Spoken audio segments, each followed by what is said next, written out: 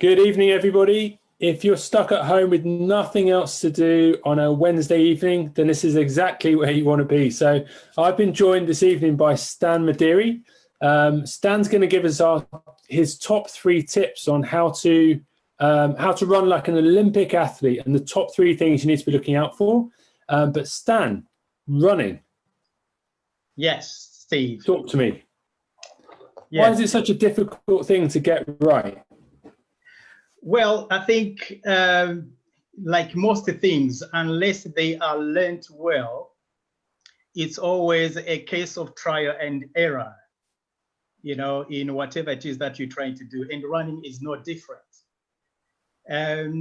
Whereas sometimes people take time to teach a baby on how to walk. How to run is not something that we particularly pay too much attention to. Yeah. Especially the how part of running. We probably focus too much on the distance of running. Okay, when they are in primary school, we just give them a distance to run, whether it's 80 meters or 100 meters. They grow up into youths, they become adults, they move over to longer distances. So it's so task oriented, it's task focused, as opposed to how the task should be performed. That's why running is such a difficult thing for most people, because we don't take time basically to learn how to run. Exactly. So why do people get into running? What do you think drives people into running? Because I see the other side of things where we see a lot of running related injuries, but what do you think are the key drivers for people to take up running? Well, it is a social activity, and people get into it because of what the social returns it gives people.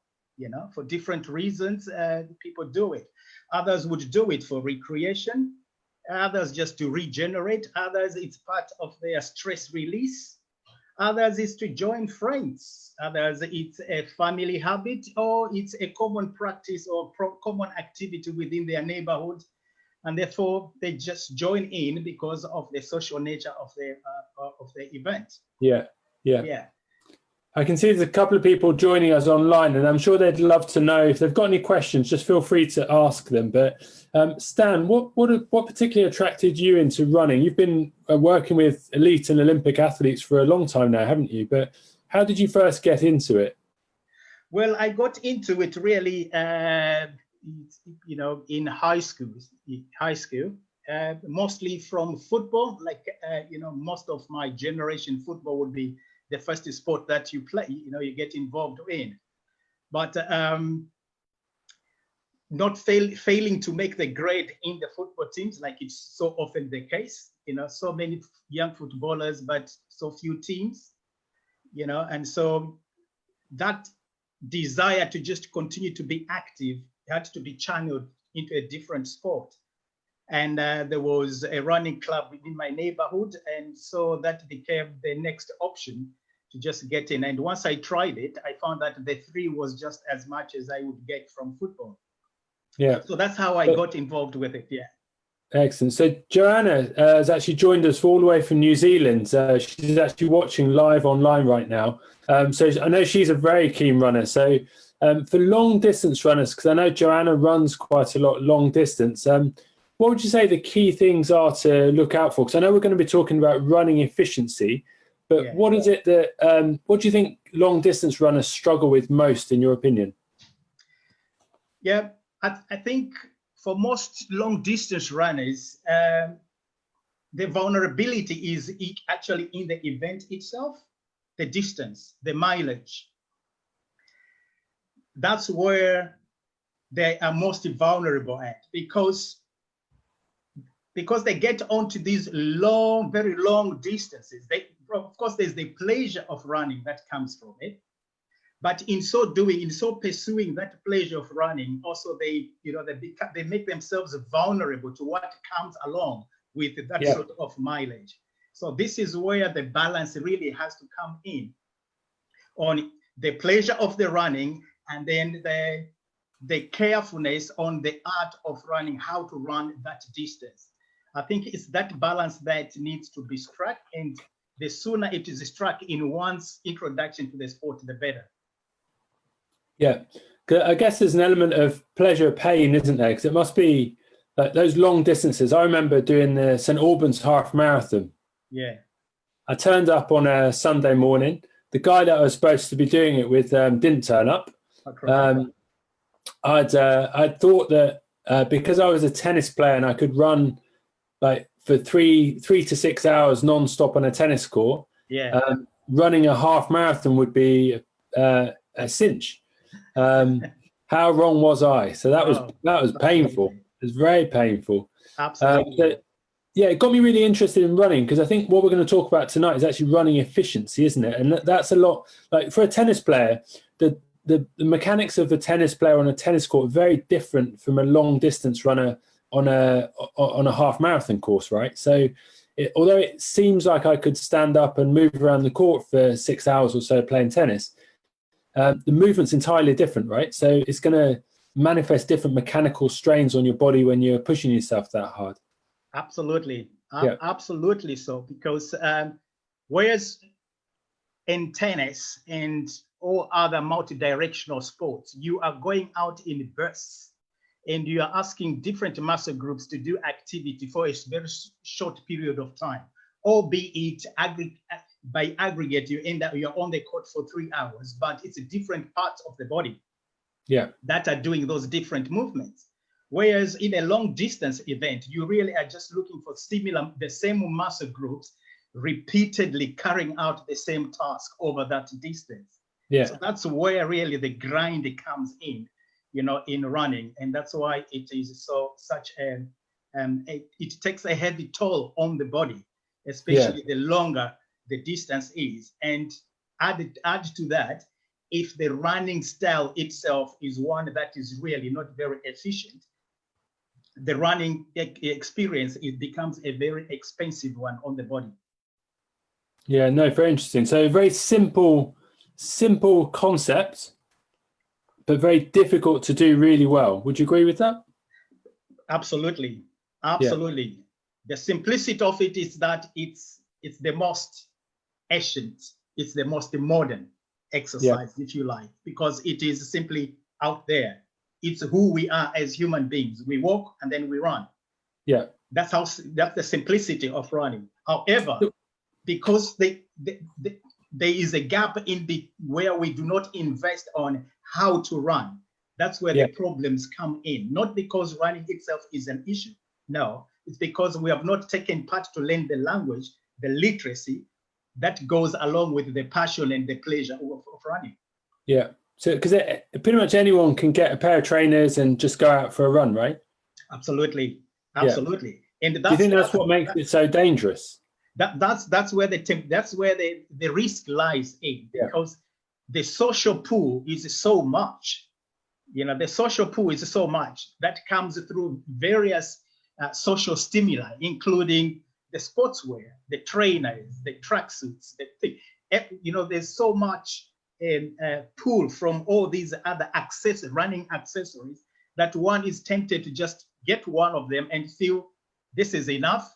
I'll go on and register for the next 3K or 5K in my neighborhood, or even West here. I'm just going to go and prepare for a half marathon like you did.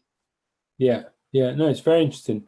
Okay, so let's get into it, Stan. So you're going to talk to us about running efficiency today, and over the next 6 Saturdays and Wednesdays, we've got a little diary, a calendar of events that we're going to be talking about, haven't we? So I put the calendar in the description box below, and if you'd love to come along and join us for an online program, Stan's actually going to be running an online session over the Easter weekend and also the Easter bank holiday. So if you'd like to take part in that, just comment "run" in the box below, and we'd love to be able to join in online. Joanna, if you're listening still, it'd be great to get you involved and see if we can get that running mileage up and get the speed efficiency up as well, because I know you're looking to break some boundaries with your running as well as your business. So that's fantastic. But Stan, running efficiency. Yeah. Running efficiency is the one thing that every runner really should put on the top of their to-do list. Yeah. Why? Because that's what will increase and enhance their pursuit for running. It will give them the best experience for running.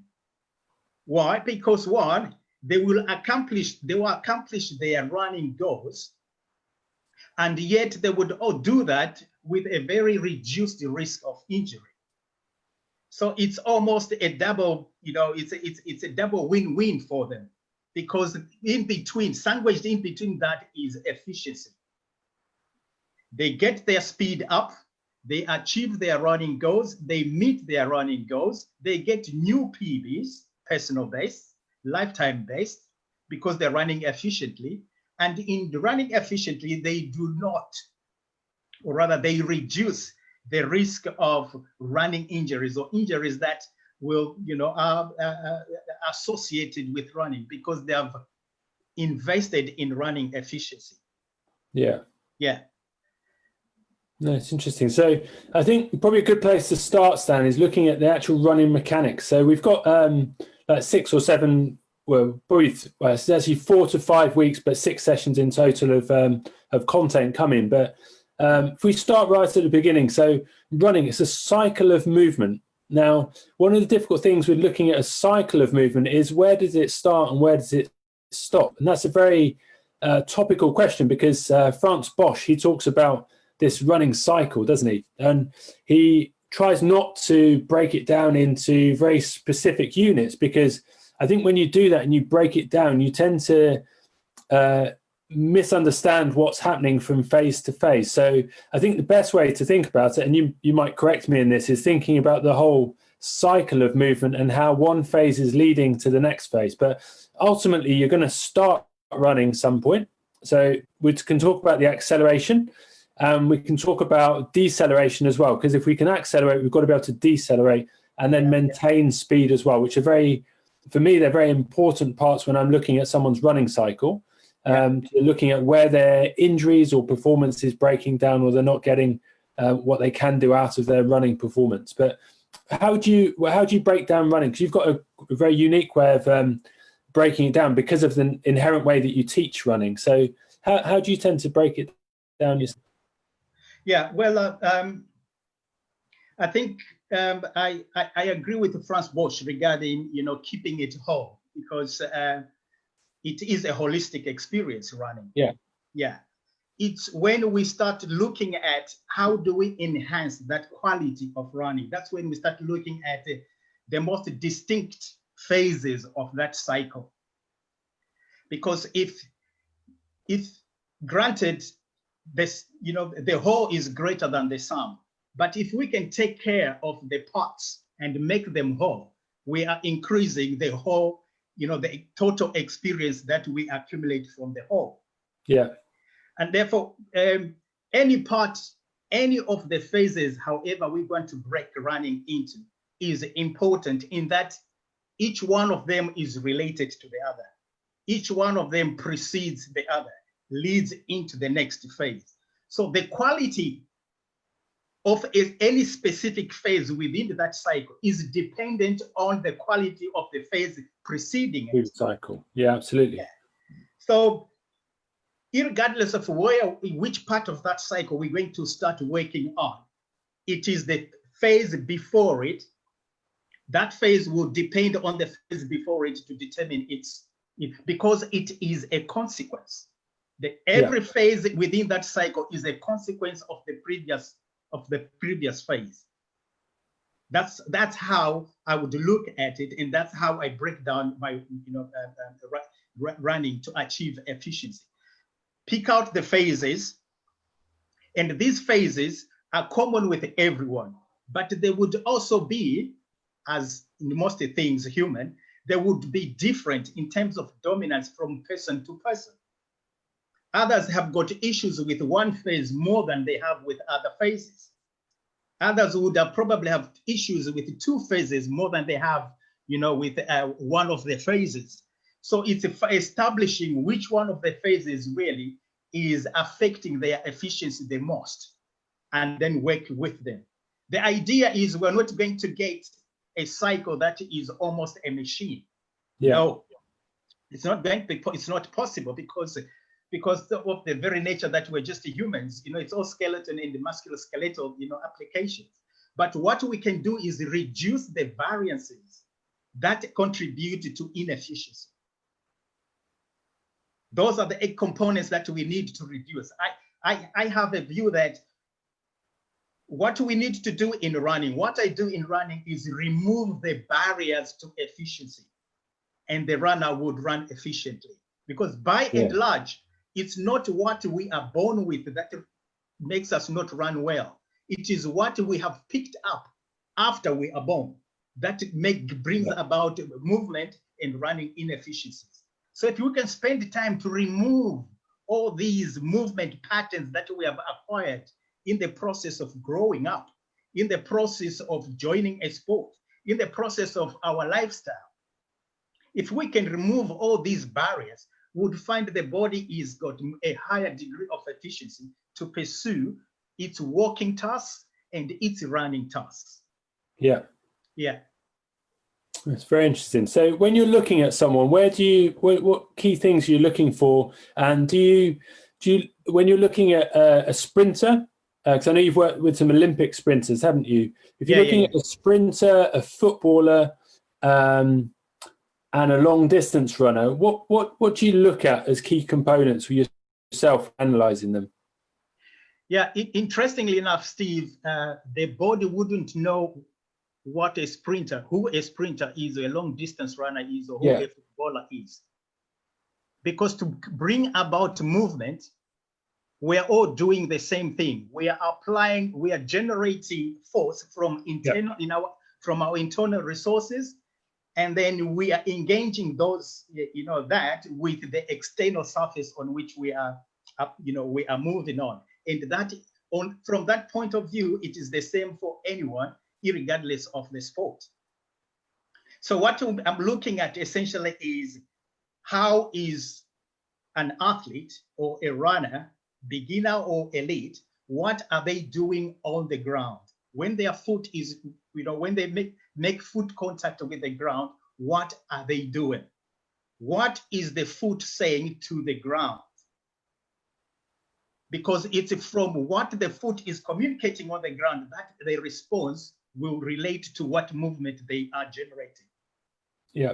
Yeah. So it's what vocabulary they are applying onto the ground. That's where the retained vocabulary will come to tell me where they are going. And then we have to decide, is the retained vocabulary suitable for what they want to achieve as a footballer, as a sprinter, or as a long distance runner?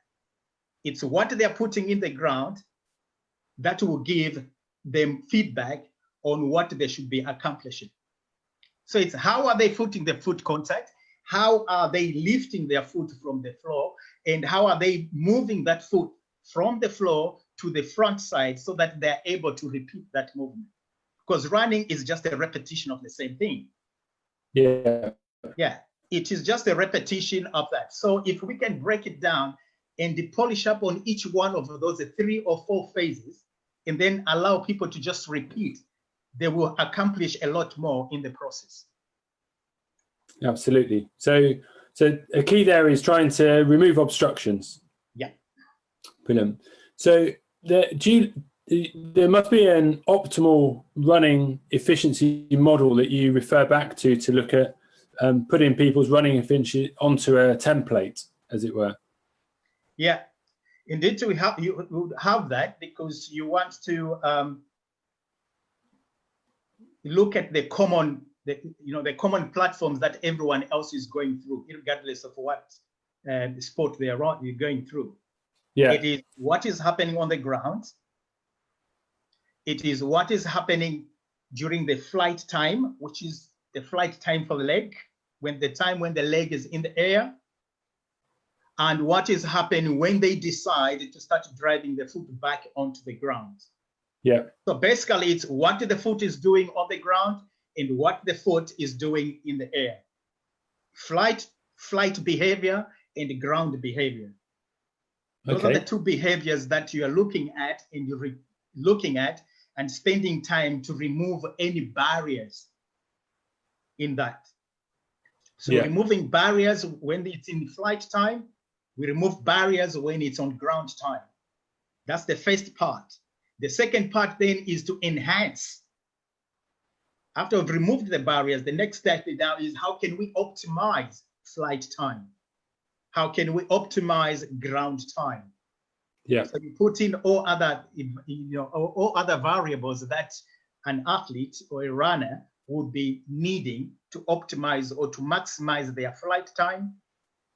Rather, by maximize meaning reduce the time as much as possible, as well as reduce the time that they spend on the ground as much as possible. Yeah. Yeah. Yeah. So key things with the running mechanics would be to spend too much time in the air. You're not going to go anywhere because you've not got enough friction. Spend too much time on the ground and you've got too much friction.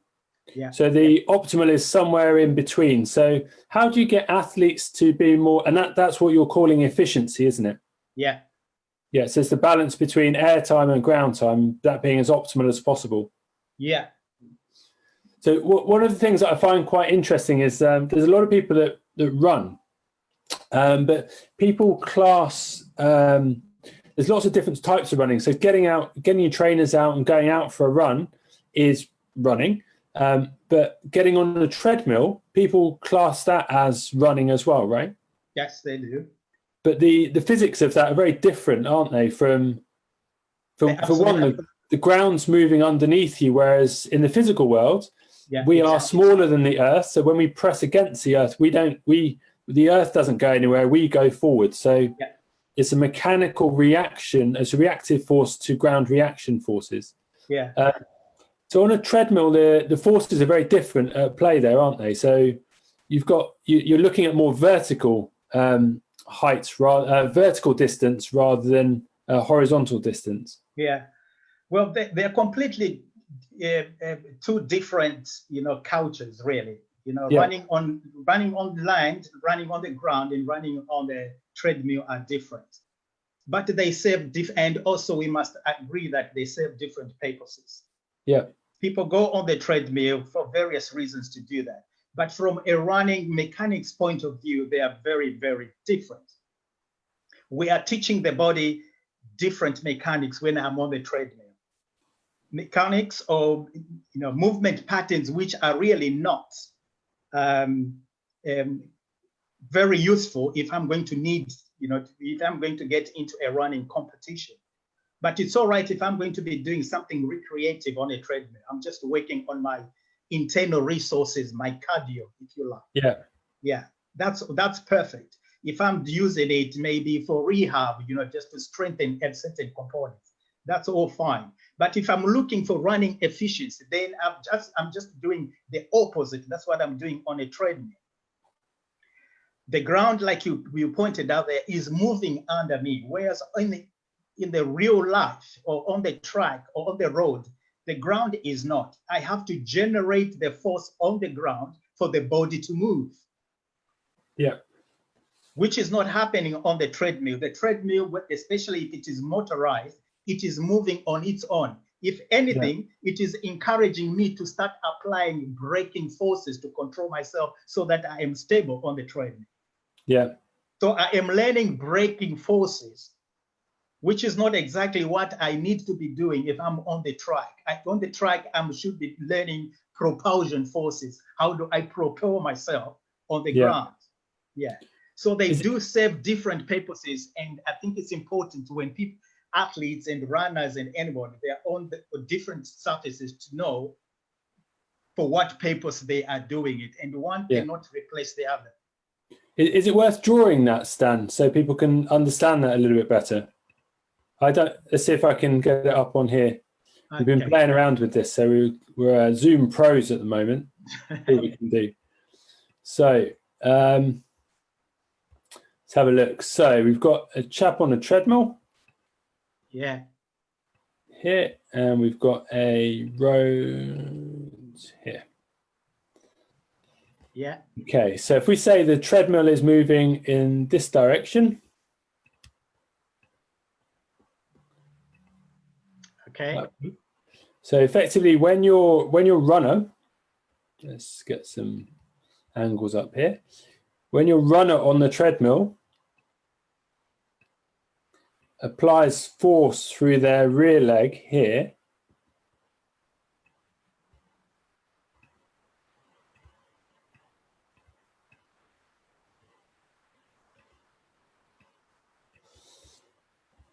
versus when your runner outside applies force here. Oh, see if we can rub that out a little bit. Sorry about that. That's right. You're doing it well, man.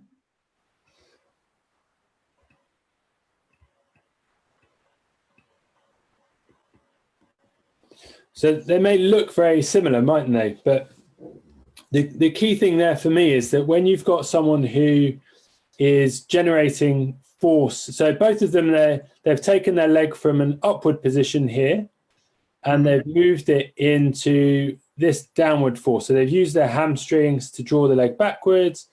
They're using their foot here to plantar flex. So they end up with a rigid foot around here, because that's quite important, isn't it? We'll talk about that later. And they end up having recruited their hamstrings to drive themselves back. Now, the problem there is this person's done exactly the same. So they've driven their leg backwards. They've created that rigid foot, and they've got the same stiff ankle to help themselves. So the thing that gets most people is that they then, it loses them because they forget that the ground's moving underneath them. So if I'm generating force against a moving surface that's moving in this direction as well, the effect, the forward propulsion is lost, isn't it? It is completely, it is, yes, because that's compromised with the movement on the floor. They do not have the benefit of friction, which is the runner who is on the ground is getting. And therefore be able to, because they've created that force there, they are able then to direct that force into a forward movement direction. Yeah.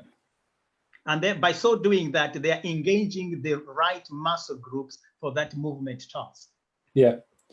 So one of the common things that we see with people that spend a lot of time running on the treadmill is very much a lack of these postural muscles being initiated. So that ground reaction force is really designed to stiffen up the muscles that come up through the ankle here, come up through the hamstring through here as well. The perineal muscle groups and the hamstring muscle groups, they're separate muscle groups.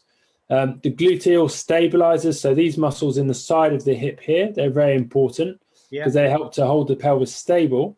The lumbar spine, the core stabilizers that wrap around through here, they're all really important to help it. But when you're running on a treadmill and that isn't happening, you're just not getting that same level of reaction, are you? No, not at all. You know, if anything, your postural integrity is compromised on a treadmill. Yeah. Because the surface is rigid. Everything else below you is rigid, is motorized, it's a machine. So there's little stimulus going into your whole postural, postural structure, which is not the case when you're running on the ground. You are having to engage, you're going to have to engage or respond to any challenges that are coming from the track or from the floor. The body will have to respond to that to maintain, postural integrity, which is not happening when that is, which is not the same challenges that you're getting on a treadmill necessarily. And therefore, it's easy to not be aware consciously of any loss of form or loss of posture whilst I'm on a treadmill. Whereas I cannot get away with that if you are on the ground, because the ground will let you know you have let loose, or your posture has been compromised because of you not holding your firm to be able to make the necessary movement that you need to move your body. Yeah. Do you find that people that spend a lot of time running on treadmills have very different, this ankle stiffness? Do you find that they have very different ankles in terms of like the rigidity in what they're able to do and stabilize their ankles if they spend more time on the treadmill than when they're running outside? Yes, because that is just a direct response to the, to the challenge or the stimuli that they, that they're exposing their ankle joints to, or their whole joint system to anyway, which is a highly cushioned surface on the treadmill. Whereas somebody on the running on the track or on the road, the body has to do that cushioning, and therefore it develops itself in the process as a response to those ground reaction forces that it is generating. So the body creates the forces and therefore develops from the same forces that it generates. So ground reaction forces are making a huge contribution to the development of this road runner compared to what's happening to this runner that's spending more time on a treadmill. Yeah, completely agree. It's a very interesting thing. And I do wonder if a lot of the injuries that we see with runners come from like this kind of poor running mechanics as a result of like treadmill running or inefficient running. Yeah, well, I couldn't, definitively, be authoritative on that. But what I know is that difference in terms of training on the road and the training on things, it does not have the same body response in terms of, joint strength and muscle group development. It hasn't got. The one on the treadmill is hugely compromised. And if anything, I can see where the temptation is. If I run a 5K on a treadmill, I would probably think that I can go out and take part in a 5K and run it just as hard. So Stan, in my naivety before I did my, let me turn this off so you can. In my naivety, in preparation for my half marathon, this was before in the early days of Steve McInday osteopath, but before I knew better. Part of my training for my half marathon was to, I think, probably for about 2 weeks before the half marathon, because I was really fit playing tennis. I used to do maybe 3, 4, 5, 6 hours playing tennis, and like quite comfortably. So not like it was hard. Don't get me wrong, but I could sweat it out for 6 hours on a tennis court. Yeah. I remember I spent 3 hours on a treadmill thinking that, I'll spend 3 hours on a treadmill. That should do me some good for my half marathon training. And it came to the half marathon, and my body at the end of it was just like, it was absolutely knackered. There was a lot of problems with it afterwards because you just hadn't got the same like stress through your body to prepare for it, to make it more efficient, to make it adapt to the forces properly. So that's where I started to read a lot more about running mechanics, because from not wanting to get injured myself, it was quite a useful lesson to learn, actually. Yeah, it is. Yeah. And also with that is that in so much as I'm developing, probably on the cardiovascular side, maybe I'm getting a cardio fitness that is beneficial on a treadmill. However, running your 5K, really one of the biggest components for your long distance running is strength and strength endurance, which is not something that you are really, engaging in when you're on your treadmill. You are not engaging in that performance factor so much when you are on a treadmill. You are not engaging so much in muscular endurance, which is what the running on the road is going to ask you for. That's the currency for running, and you are not exactly investing so much in it on the treadmill. So yes, little wonder you get shortchanged when you do that. Yeah. So you have to be very specific when you run. So if you're running for a marathon, train for a marathon. Yeah. If you're running for sprints, train for sprints. Yeah. Yeah. Absolutely. Sounds straightforward, but I think sometimes people forget that they try and want to train to get better at sprinting, but they're running long distances to improve their sprinting. You will, don't get me wrong, whatever it is that you do, the body will respond to it. The question is, does what you have trained, does it match up with the demands of the competition you are preparing for? Yeah. If there is a shortfall, if there's a variance between the demands of that event and what you've been training for, then that is going to be a problem.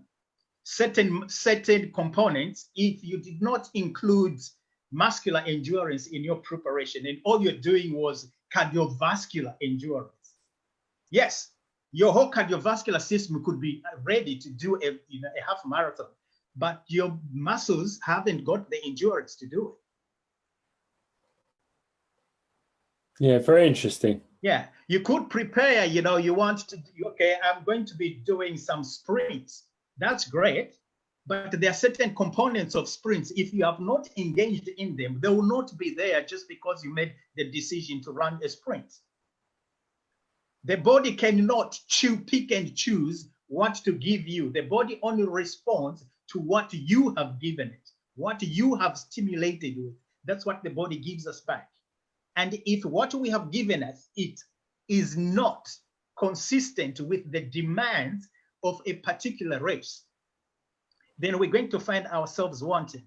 That's why even within the same distance, if I'm going to be preparing for a half marathon for a different type of terrain, I'm going to be found wanting, regardless of whatever distance that I've trained for that half marathon. If I trained for this half marathon on a very even course, and yet I'm going to compete on a very hilly course, the demands on the body are different. Yeah. So the body will not have anything to give me to face up to the challenges of that hilly course. Yeah. Yeah. Yeah. So it really has to be very, very specific to the demands of the event. Yeah. So would you say that applies to beginners as well as more elite athletes? Because so St Albans Half Marathon is notoriously hilly. Unfortunately, it's been cancelled this year because of the virus, but it's a notoriously hilly course, and you hear people talking about it all the time. But unless you live in St Albans, I don't hear much of people having trained it on a very hilly area to perform better. But they come to it feeling like they're prepared, but everyone remarks on how hilly it is. So do you find that that's a big thing for that? Beginner runners could be doing better to improve their running just very quickly, start to train more specifically? Yeah, if this is what I would advise a beginner that lives in St. Albans. What do you want to do? You want to run the St. Albans Marathon? Right, let's have your training along the route of St. Albans Marathon. Yeah, of course, yeah. You get a higher and more specific body adaptation for that race. Yeah. You perform a lot better than a veteran that's training on a different non-hilly course. Your body will have the most appropriate and up-to-date response for that course. So get on the course and train for that course on that course. Yeah. Train for the race on the course, if you like. This is the whole concept. This is the whole concept behind, traveling. Elite athletes traveling to their competition venues long before the competition to acclimatize. That's what you are talking about, basically. Yeah, it's not. I think some people can misinterpret that, can't they? Because they think it's just the altitude level that they're acclimatizing to, but it's not. It's not. It's all of the conditions they're acclimatizing to. It's the whole of the conditions. Yes, acclimatization is, we tend to box it and keep it in a silo of climate, but no, it's about the whole body, the whole rainbow of physical state, diets, yes, sleep, light levels, everything. Yeah, everything. Yeah, very interesting. So you had a little diagram, didn't you, to show people about running mechanics? Yes. Let's see if we can get it to work. Let's see that.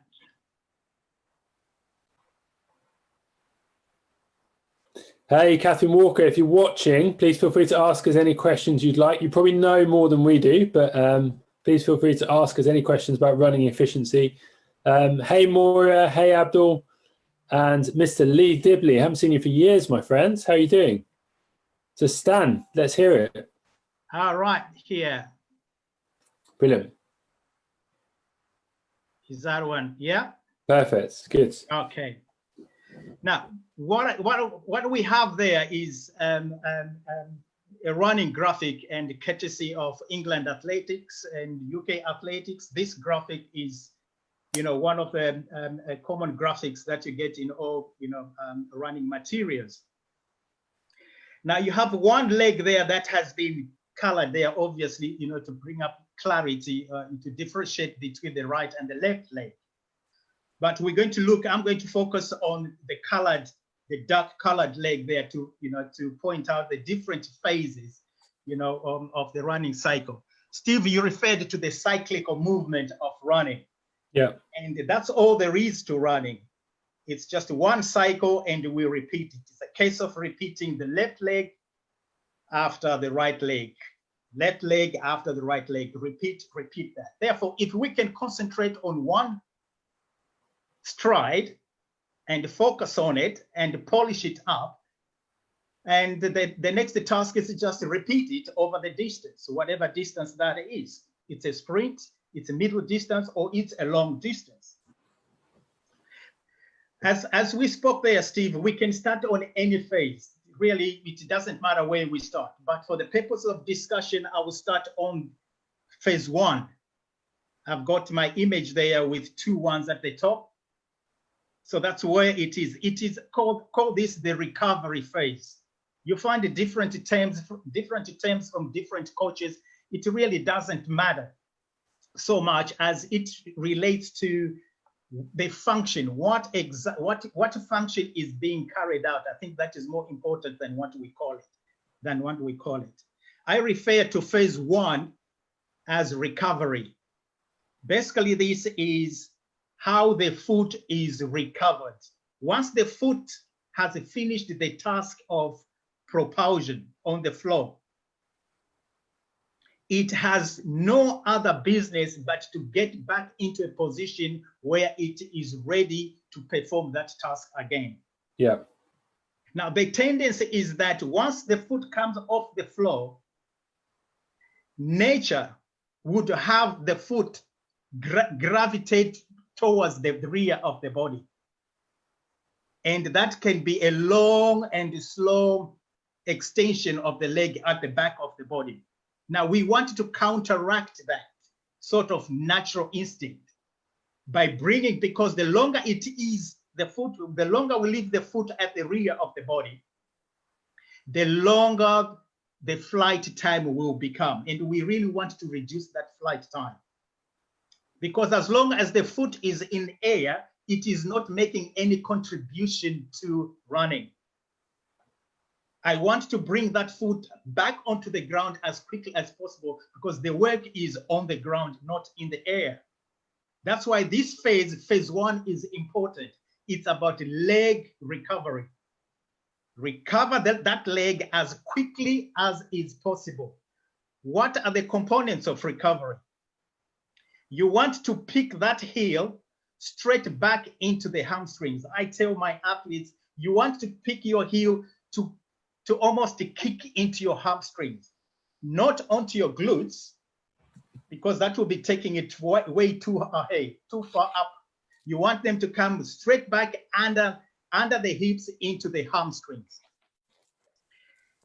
And to be able to do that, they will need to keep that foot dorsiflexed. This is the key point. If the foot is plantar flex, meaning if they allow the foot to be pointing outwards, that leg will not be moving. They compromise on the ability to swing that leg through the shin muscle. So their shin muscle is asleep. So they are really just relying on momentum to bring it forward. No. But Stan, just to be clear, what you're talking about is if this foot here stays in that position. Yes. So what we're talking about is this part of the foot here. If that's the foot in that position and the foot is here, as opposed to here, it needs to be in this position, right? Yeah, it needs to be in this position as opposed to that position. Yeah. You want the foot closed and not opened. Yeah. Just explain why that's important. That's important because they will have engaged their shin muscle. They cannot bring this foot here. They will engage their shin muscle to be able to dorsiflex this foot. And once they've done that, then it's easy to move this lower limb forward quickly because they are in control of that instead of relying on momentum. Momentum is great, but it is slow. So we want to add speed to momentum, and therefore we activate the shin muscle here so that this ankle here is dorsiflexed. That will lead quickly into driving this knee forward, as in the start of image 2. Okay. Yeah.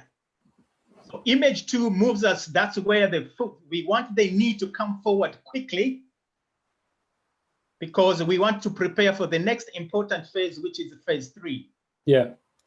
Can I just make an observation that part of my understanding with the foot dorsiflex in this position is what it's doing, in my opinion, is also storing up potential energy in these areas here. Yeah. But as the foot swinging through in that dorsiflex position, it's going to be in this position here, and especially in these two positions here. Yeah. It's allowing you to have the foot in a slightly more dorsiflex position, which then gives you a greater moment arm to be able to push against the ground in that later phase as well. So I think there's a recoil effect and a kinetic energy that's gained within that because it's preloading the calf in that particular position. So you're getting a lot of downwards plantar flexion moment, which stiffens the ankle against the body weight traveling into the foot, into the floor as well. Yeah. Yeah, which you do need to control, but it's an important aspect. So it's the reason why you can't run very quickly if you're on your toes the whole time. No. Yeah, because you're not storing up that kinetic energy. Yeah. Yeah. Yeah. And you see a lot of injuries with that as well, don't you, in clinic? Yeah. It's because we have, we have built potential with this position here in the recovery position. The recovery position is really setting the whole foot, the whole leg up for ground preparation phase, which we're talking about there with potentiation, and kinetic energy storage. We're preparing for this. If the recovery is compromised, the ground preparation phase will be compromised too. The quality of this ground preparation phase in 3 is really dependent on the quality of the recovery phase in phase 2. Is there any way you can make this a bit bigger? Not on my chart, Steve. No, I can't. If you use the magnifier at the top of the screen. Okay. See if that makes it bigger. See if that's done. Okay. That's brilliant. Okay, there we go. Excellent. Good. All right. Are there, in these phases here, do you find that there's common things that you can see that are going to cause problems in these phases here? What sort of problems are you talking about, in way of injuries or in way of movement? Lots of performance and injuries in my book are the same thing. So if you get in people with injuries, they're also not running efficiently as a result of that because their body's breaking down at some stage. So I'm just wondering if there's things that you can see in terms of the trunk position in particular. That's one. Actually, that's the big one here, Steve. Yeah. If there's no recovery, this leg here would still be extending at this phase. It still be going to the rear at this stage. So more like this. Brings in a lot of pressure, which brings in a lot of compromise within the hip structure. And the integrity of the hip is already compromised, which is going to invite the lower back and the back muscles to come in and to try to counteract that movement. Yeah. Which is a task that those muscles should not be doing anyway. But they've been brought to bear because the body will always look to protect itself. So they will come in to do a job that they are not good at doing. Yeah. Whereas the hips should be the ones that will be controlling that movement. There's enough integrity in the hips here to maintain that, to contain rather those forces without, risking injury, as it were.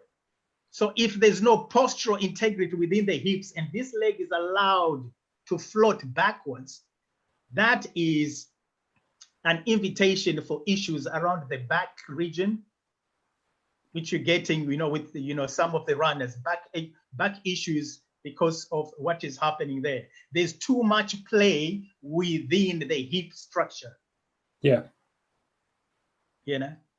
Granted, the hip is very mobile in all three planes, but then there's excessive movement, which puts pressure on those muscle groups. Yeah, because in these phases here, what you're seeing is the hip becomes it's becoming fixed, isn't it? So it's reaching a position where it's actually stable on that right side to allow, because the ground reaction on the other side is pushing up through here. So you don't want this side to be unstable, do you? No, not at all. Because if the force is coming up through that left leg, and you've got a hip which is now unstable and in this position here, you're going to end up with problems because it's not going to be stable around here, no matter how strong your core is. Well, I mean, your core could override that, couldn't it? If you've got a particularly strong core. Yeah, but in my view, core is great, but every body part has got its own core. And so if the core of the hip itself is compromised, precisely, that's the core compromised. Yeah. So as they come in and prepare with this, it's only this integrity here that allows even this flight position. If there's not this hip integrity here, the body cannot exhibit such a form as this. Yeah. What will happen is this athlete here, they'll start these hips will start sinking down. Therefore, they are running as if they are sat down. They are coming really lower than they should be at the point, which creates problems at point 4 when they make ground contact. Yeah. So one thing that I particularly look for when we're looking at that is what that leg's doing there, because from an exercise perspective, that leg is going to be driving the hip up in response to this leg being carried up as well. So the two of them need to be balanced with each other to be able to hit this position here. Otherwise, you end up with people that are very unstable and doing all sorts of things with their shoulders and neck area here to compensate with their arms. Mm-hmm. So that's definitely something. And from an exercise perspective, that's an area that we see quite a lot of weakness, because if you look at the hip position, you're effectively driving the hips up and forwards into this position. Yeah. So here it's going, your moment is going up, and here it's going more forwards. Yeah. So the movement is one of a curvy linear motion through here. So the pelvis is undulating along that course there. So you get a lot of people that are much more like this with running. So then, and this is what I was pointing at before when we were talking about the treadmill runners. Yeah. The treadmill runners, you seem to see this pattern a lot. A lot with, because they don't ever learn that propulsion to be able to push themselves forward. So this is exactly why the treadmill is not so good, in my opinion. Yeah. You're not able to recruit that posterior chain as much to be able to generate the force and be stable enough to handle that force. Indeed so, because this sinusoidal effect here is too irregular. All right. We want it there at the top. It's just a small turbulence that is there, if I may use the term. But when we have such high ridges, which is what you're going to get on the treadmill, or with poor running form, you're going to get these deep sinusoidal effects that has got a negative effect on the whole musculature around the hip region. Yeah. Hip region as well as the top of the hamstrings. Yeah. So that's just inviting a lot of stress in those areas. This diagram is very common in, I think I remember seeing it in my A-level textbooks a long, long time ago now. But one thing that I used to constantly watch was this. It's going to come off in a second, sorry. So you see that pelvic level, it's very, very flat, but not very undulating. So the sinusoidal effect that that Stan's recommended to. So this equates to too much ground reaction force and too much height, doesn't it? Yeah. So this would be a good model for an inefficient running posture. It would be, insofar as, I think, this has come from here. If we look at 2, they've generated too much vertical, reaction forces compared to, as opposed to horizontal driving forces. This is why the foot contact, ground preparation is important, because it positions the foot into a position where at the point of foot contact, there is more propulsion and forward drive as opposed to propulsion and vertical drive. Yeah. That's the balance that you're looking to create at the point of foot contact. Propulsion, yes, big propulsion, yes, but also with a forward momentum, so that it's the hips that move forward as opposed to the hips moving vertically upward. Yeah. As a result, there should be greater hip forward movement than hip upward movement at the point of foot contact. Yeah. Yeah. Then we will not have, this sort of triple jump imagery that you can almost project on this caricature. Yeah. Hop, skip, jump. Yeah. Very, very interesting. Yeah. So when they come into position number 4 here, which is the critical one, this is what running is about. Everything that has taken place between 1, 2, and 3 is to prepare for what? Prepare for 4. 4 is what running is all about. This is what creates and generates and brings about movement that we define as running. What this foot is doing on the floor. The result is what is called running. We get this right, we get running right. But what we have done all along is to prepare just for this one quick snap of the foot on the floor. We snap it with the appropriate amount of force required so that the hips travel in the desired direction. Yeah. With the desired flight, so nothing is wasted. Well, there is waste, but not so much waste as to compromise all the other efforts between 1, 2, and the third phases. The 4th phase has got indeed to be an expression of the accuracy and efficiency of all the 3 phases preceding it. Yeah. Then we'll be going forward with a horizontal drive, depending on what movement we're doing, depending on what event we're doing, depending on the movement task that we're looking at do on the next phase. And if it is long distance run, that one, you probably want to have that as low as possible. That's where you want them to be there. Maybe if it's a sprinters, they would want to be going there as, with a higher trajectory. So the trajectories will be different depending on the movement task that each athlete, has got. And it will be different also even for the long distance runner, depending on the terrain where they are at. Which brings in the importance of training on the course that you are going to run at, or a similar course on, because then you are engaging the body to go through the mechanical challenges that it is going to encounter during the race. And you are stimulating the muscle groups that you require to come on board and support you during that race. You don't want these muscles to be ambushed during a race, because ambush muscles, there's only one winner, and it's not the runner. Yeah. No, very interesting. So, Stan, cadence is often something that's discussed a lot in running circles, and with triathletes seem to love cadence for some reason, but they're very super analytical, which is fantastic, and we love triathletes. But when people talk about cadence, for those people that aren't as technical, what does that mean to we've just put that in layman's terms? How would you describe that to somebody in terms of cadence? Cadence is just the frequency, the leg frequency. Yeah. You know, we run because we make a stride. We run because we repeat that stride. So it's a question, if I put it in mathematical terms, it's a stride length multiplied by stride frequency. That's how we attain running. So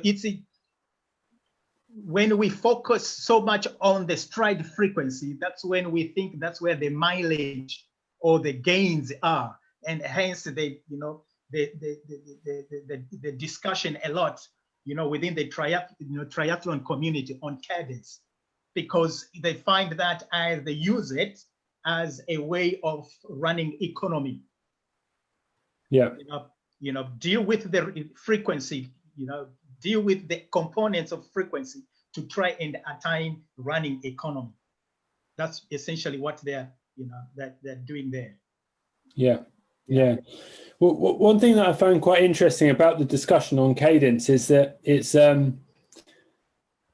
it seems to very quickly make a generalization on everyone should have roughly this kind of cadence. But for me, everyone's very different when they come to run. So cadence is a very individual thing from my perspective. Stan, how do you feel about that?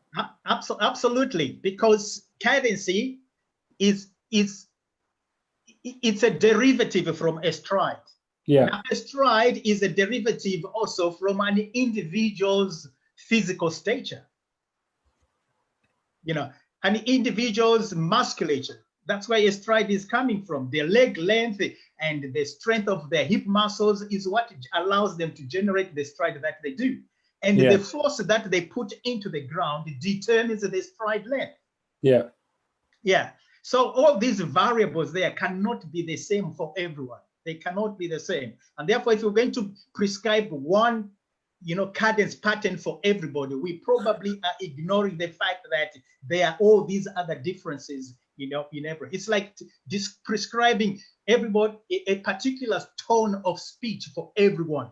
We all have different vocal cavities and what not. We wouldn't produce the same sound, would we? No, exactly. And I think just like most things, what we tend to do when we're looking at giving people advice is that we're looking at this like 90% of the population here. Yeah. And the problem with that is that we've got like 5% either side that doesn't work very well for. Yeah. Sorry, I can't write properly with this. So you've got 5% either side. So having an optimal cadence, yes, that's great, but that's probably only going to really work for the 10% of people that are at the top of this in terms of what the optimal is, because that's the highest peak in terms of the volume of people.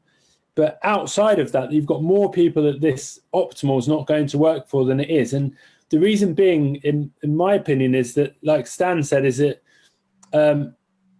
force equals mass times acceleration. So that's a known mathematical equation to work out roughly what your force generation is, what your mass should be, and what your acceleration should be over that time. So the length of the levers, that's going to make a big difference. So how long that femoral length is, and that's because it's going to swing from here up into this position to get to that point.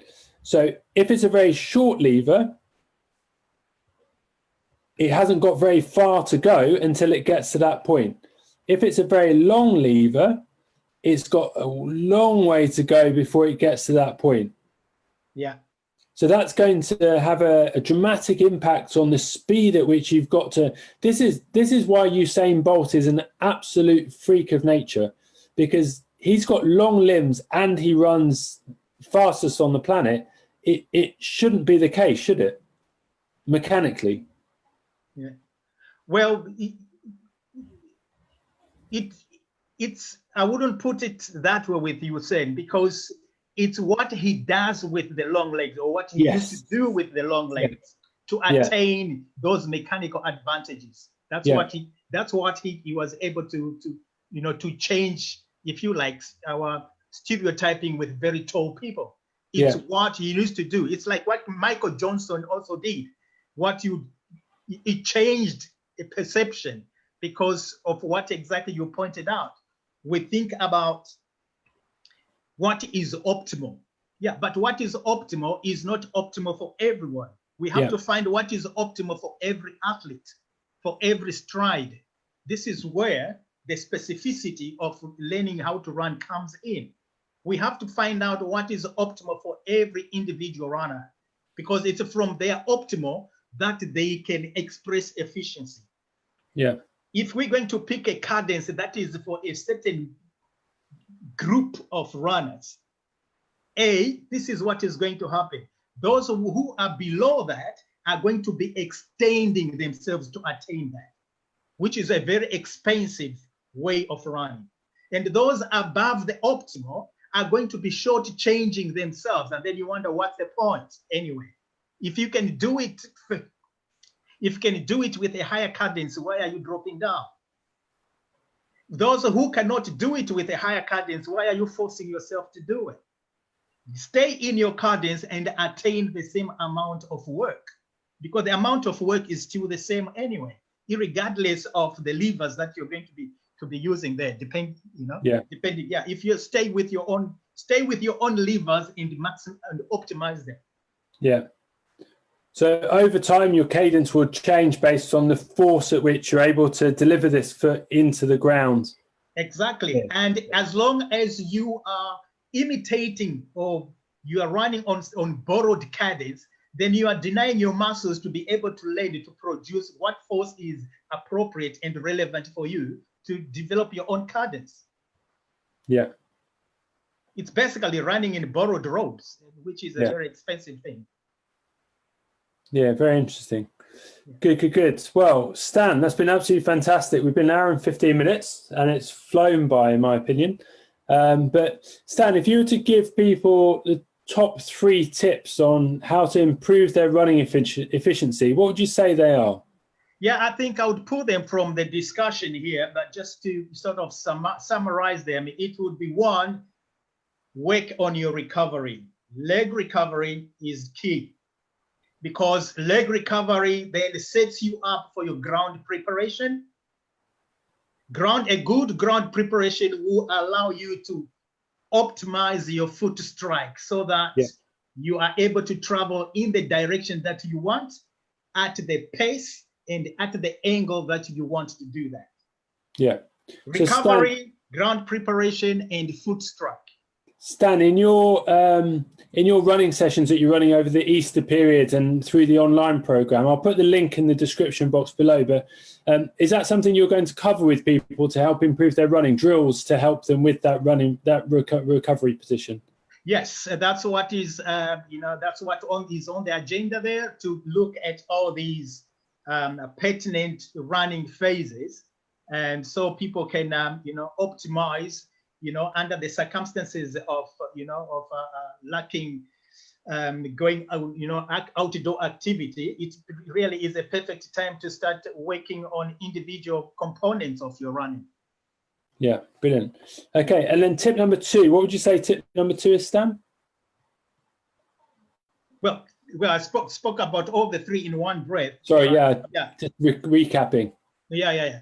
Too quick for me. Yeah, tip number 2 there is ground preparation. The positioning of the foot in such a manner that at the point of foot contact, we are generating more forward forces. We're generating more forces going forward whilst maintaining the hip position, reducing hip displacement rather. So we're not going up or going down too much. The hip isn't sinking into this position as you land. Yeah. So we're not sitting and standing up as we're running, if you like. Yeah. So you maintain this angle coming in, it's maintained and doesn't drop too low here. Yeah. Because you see that quite a bit, don't you? You see these people that run, they get to this position. A lot. And everything's like, whoa, really collapsed on the floor and really sitting in there. The hips displaced laterally as a result of that. So you get this like hip pain as a result of that as well. So that's a real sign of problems there. Yeah, so the hip in that situation, especially when people start getting tired, they do not only sit, the hip does not only displace in the downward and upward direction, it is also starts, displacement within the side to side movement. Yeah. So there's a twisting action there in almost all three planes of the hip, really, which is painful to see, but something that can be avoided really with more, investing more time on it, running efficiency. Yeah. So people doing this kind of movement as they're landing. So the leg kind of coming inwards and becoming more valgus. So you get this angle occurring in the knee. Yeah. And then in the hip, so they do this as a result of that. Yeah. Very interesting. And then the third point? The third point then is, the big money in terms of running, which is the running itself. What generates running? It's the foot contact. I like to call it the foot strike, because that way I give my athletes and runners the image that there is a responsibility of what we need to do when we get on the ground. We need to strike it. Yeah. There must be a positive action that you are doing on the ground for there to be a positive reaction for the body to go in that direction. There's got to be something that you got to do. If you are not doing anything, then the reaction by nature's laws is, if I'm not doing anything on the ground, there's not going to be anything coming back to me. Yeah, exactly. Yeah. So it's important that when it comes to point number 3, which is the key one, I optimize the output of the whole body displacement in a forward direction. So recovery, foot position on contact, and optimize the output. Recovery, ground preparation, ground prep, foot strike. Foot strike, excellent. Yeah. Good, Stan, it's been absolute pleasure talking to you. It's been brilliant. Enjoyed it, Steve. I did enjoy it, really. So, Stan, you're running some courses for us, aren't you, over the Easter period, and then going forwards, they're going to be a regular occurrence in our timetable. But who are they suitable for? Are they for elite people, or are they for beginners as well? Right. The way I see running, Steve, is that in as much as elite in the usual context relates to a hierarchical reference of athletes, for me, elite simply means a quality of movement. Now, who really does not need a high quality of movement? For me, it's everybody. They are beginners, they are intermediates, or they are seniors in the sport. Elite, putting elitism in your movement is a must for everyone. Yeah. So beginners or elite, mate? Beginners. Beginners, good. So everyone can benefit. So we're going to have some kids classes as well, because I think we, Perfect Balance, we believe a lot in trying to get in there very early with the kids, because if you can make a difference with their performance at an early stage, the neuro biomechanical motor components are embedded into them from early, so their behaviors become much better in older life as well. So we can stop a lot of the dysfunctions and things that are happening later in life as a result of that. So that's quite an important aspect to think about as well. So yeah, kids and beginners. So those are the key people we want to try and get hold of. So people that have just started running, if you just started running and you'd love to take part in a running session with Stan online, just leave your details in the box below. And if you could comment "run" in the box below, and we'll get back to you and give you some details about when the sessions are, how to access the sessions as well. And they're completely free to begin with. Just come along, have a go, see how you feel about them. And if you feel that there's value there for you and you feel like you're going to get a lot out of it, bring a friend along, and hopefully you'll all get the value as a result of that as well. But Stan's a top bloke, and I'm glad we've been able to tame your knowledge today, Stan. Oh, a pleasure, man. Always a pleasure to make a contribution. Awesome. Thank you very much for the feedback, Noel. It's great to hear from you, mate. That's really kind of you to give us a positive feedback, and hopefully it was interesting for everyone that's watching. Don't forget, in the description box below, we've listed out the next 5 sessions that we're doing with Stan. So if you think that was interesting, wait until you get to the other 5 sessions. So I'm really excited about that. Stan, when's the next session? The next session is it on Saturday, mate? Yeah, Saturday evening, 8 o'clock, I think we are. Yeah. So true to form, 5 minutes past 8, Stephen time. And we'll get cracking as soon as possible. Hopefully no technical issues, as we didn't have any today, so that's fantastic. But yeah, it's been really good seeing everyone, and thank you so much for everyone that joined with us live as well. And if you're watching this back in the replay, comment #running, and we will get back to you and just give you some details about how you can take part in the online sessions as well. But Stan, thank you very much for your time. Yes, Steve. Thank you so much for hosting me. Brilliant. And I will go off live and we'll catch up afterwards. Okay, mate. Take care, everyone. Bye-bye. Bye.